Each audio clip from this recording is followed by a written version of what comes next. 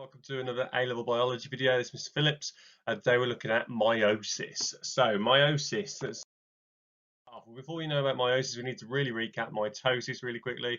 So just to remind you, mitosis is used for asexual reproduction, growth and repair. It produces two genetically identical daughter cells. So you should have talked about this early on in year 12. And the idea is, if you just follow diagrams as quick as you possibly can, that the chromosomes have replicated already during interphase, which is technically not part of mitosis. So mitosis starts there. Prophase, the chromosomes supercoil and the nuclear envelope, deteriorates. Chromosomes then move to the equator. Okay, and once they've moved to the equator, the chromosomes, which are made up of sister chromatids, so the genetically identical copies of each other, get pulled apart in anaphase by the spindles contracting, and then they end up in different poles of the cell. Nuclear envelope reforms, and the cell splits via cytokinesis in telophase. So you get genetically identical cells. So we're not on about that today. So to introduce some key terms to you before we start, let's have a look at this term. So this shows you a karyotype, which is like a map of all the chromosomes, which you'll be familiar with, of all 23 pairs of chromosomes. And what we need to know is the term an homologous pair. So a homologous pair is the pair where you get the same characteristics or the same genes but different alleles, one from your mom, one from your dad. So if we look at chromosome set number 2, this is a whole thing is a homologous pair, okay? But one of those homologous pairs is from your mom, and that is made up of two identical sister chromatids if they've replicated as they have in this picture. And then the other one of the homologous pair is of your dad, okay? And effectively, if you get this cell here, which has got 46 chromosomes, we call it diploid, as they've got pairs of homologous chromosomes. And then if it's haploid, they've only got one of each homologous pair, so they've only got half the numbers, so you've got 23 rather than 46 pairs. Okay, so let's see how that's done then. How do you go from diploid to haploid? We use meiosis. So diploid is possessing a full set of homologous chromosomes, and haploid is possessing one set of chromosomes. It's N as opposed to 2M. The pairs of chromosomes are known as homologous chromosomes. That's the one you get from your mom, one you get from your dad. And an allele is a version of a gene or a form of a gene. You got a question here. It says a diploid number of a gorilla is 48. State the number of chromosomes that we found in the following cells of the gorilla. So the brain cell will obviously be 48 because that'll be diploid. So will the epithelial cells. Okay, the only one that will be any different is the sperm cell, which will obviously be half of that, so it'll be haploid, which is 24. And obviously that muscle cell will also be 48. Okay, so you need to also be aware of what fertilization is. So I think it's a bit of an insult really at A-level, but just to remind you, there is an absolute definition, and that is when a haploid egg and a haploid sperm, which are known as the gametes, join to combine their chromosomes, and you take 23 chromosomes in humans from the egg, 23 from the sperm to make a diploid zygote, which has a full 46 chromosomes, so complete pairs of homologous chromosomes. And only ever one sperm ever fuses with the egg, otherwise it wouldn't be successful. So what we're going to look at today is meiosis. Now, meiosis is reductive division. So if you remember, mitosis is nuclear division. I suppose the best way to describe meiosis is reductive nuclear division. And it is resulting in 4 daughter cells, that have half the number of chromosomes, meaning they become haploid. And obviously that is how we make our gametes. So meiosis is to make the gametes. It occurs in the reproductive organs at different times during the life cycle, and obviously what I haven't written here is that they have variations, so they're not genetically identical anymore. Okay, and obviously in males it happens from puberty onwards. In females, meiosis actually happened before you were born, but the cells don't mature, the egg cells don't mature until they're released during ovulation in the menstrual cycle. So this is the 2 stages of meiosis that we're going to look at, meiosis 1 and meiosis 2, to explain what happens. Now this is quite complicated. You really need to make sure you've got in your head the product at the end of meiosis is the gametes. If you don't have that in your head, you're not going to get to the idea of what is happening here. So we need to know 2 things: what's happening and where the variation comes from in order for meiosis to make the gametes successful.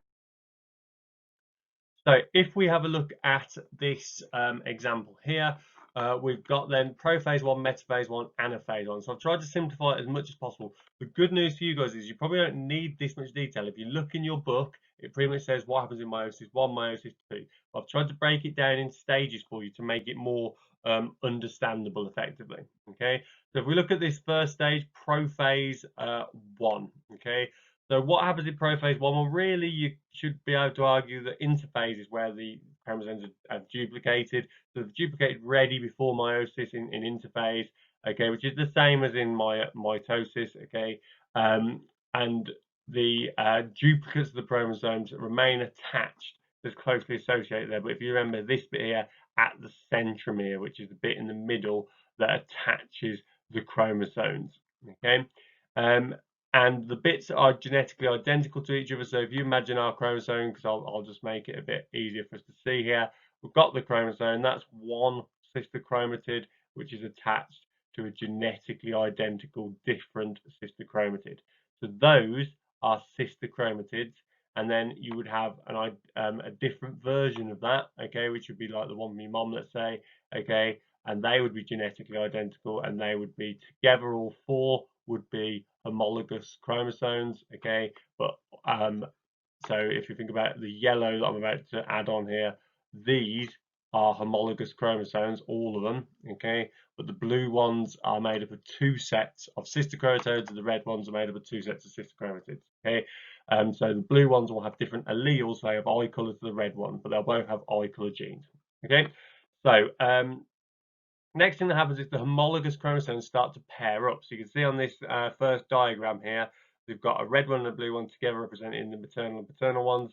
Okay. Then what happens at metaphase, during prophase 1, I should say, is that they start to do something called crossing over. So they might swap a leg, let's say, of a chromosome. So it might be, for example, that if this was our example that I drew a second ago, this leg and this leg sort of overlap and swap each other. And that's called crossing over. They exchange some genetic information. In metaphase 1, then, the homologous chromosomes align at the equator. Okay, so here, let's say again, this one's got eye colour from the mom, eye colour from the dad. Okay, they line up at the equator, so you'll have 23 pairs of chromosomes lining up along the equator. And then at anaphase 1, the homologous chromosomes separate.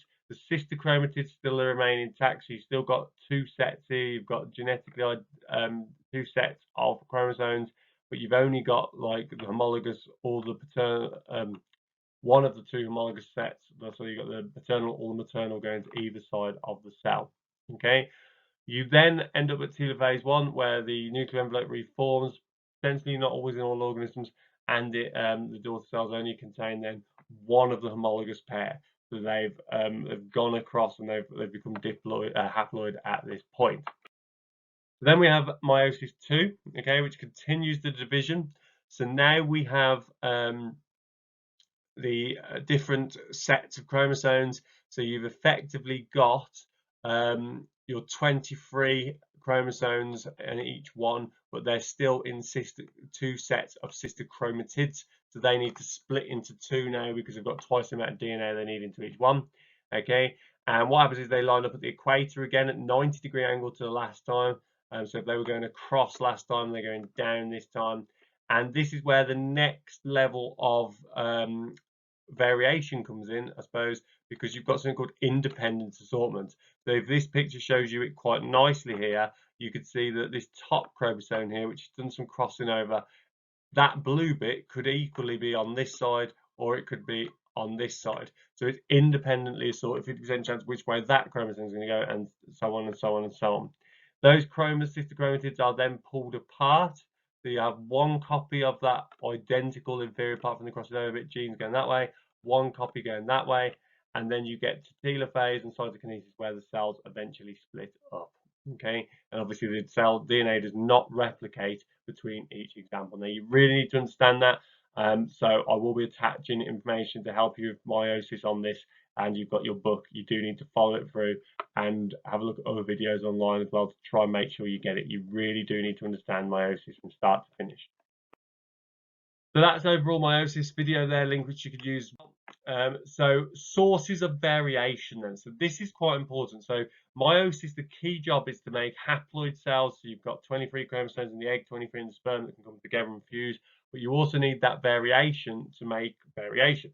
So where does it happen? Well, there's 4 stages. Now, 2 of them I'm not going to talk about because they're obvious and we've sort of already mentioned them. So within any population, we'd expect the mating to be random, okay?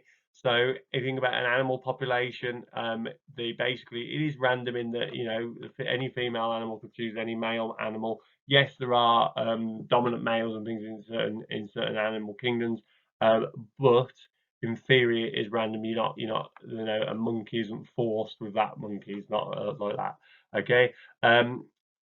However, then there's also random fertilization in the gametes. So even if it was like in a zoo and it was 2 animals that had been artificially put together and they did reproduce, it would be random as to which one of the million sperm that the male released would fertilize the egg. Okay, so there is randomness in there. But the top 2 are a bit different. So we've got something called independent assortment and crossing over. Now, I'm actually going to start with crossing over. Crossing over occurs during meiosis 1, you need to know, but prophase 1, I'm going to tell you. And that is where sections of the non-sister chromatids in the homologous pairs swap over.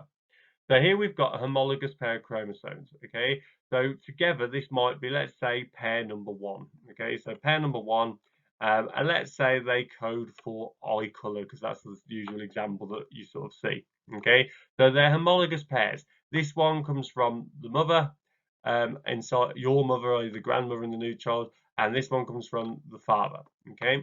Um, so what we have is this bit here, this sister chromatid, which is yellow, is not identical to blue, okay? And they cross over. So you can see here you've got GHI, GHI, and then they swap their DNA. And then when they separate later on, the blue bit is now attached to the yellow bit, and the yellow bit is now attached to the blue bit. Now they will be the same gene, either they'll both be eye colour, but they will be different alleles of the same gene. So you might have had, let's say the yellow one was someone that had green eyes originally. They might now have potentially a chromosome that's got mixed that green eye with, instead of having green eyes, they've got blue eyes that mix it with other genes now. So that's the key thing. And it only works because the genes always have the same locus, which is the same position of genes on the chromosomes.